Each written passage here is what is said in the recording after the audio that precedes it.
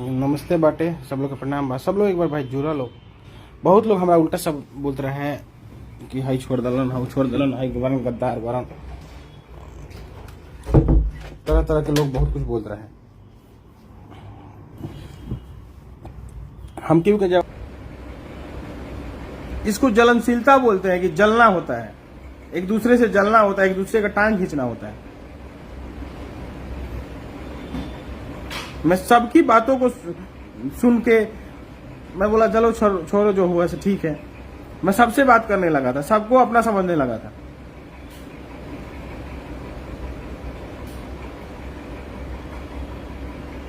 मुझे लेकिन बहुत बुरा लगा आज।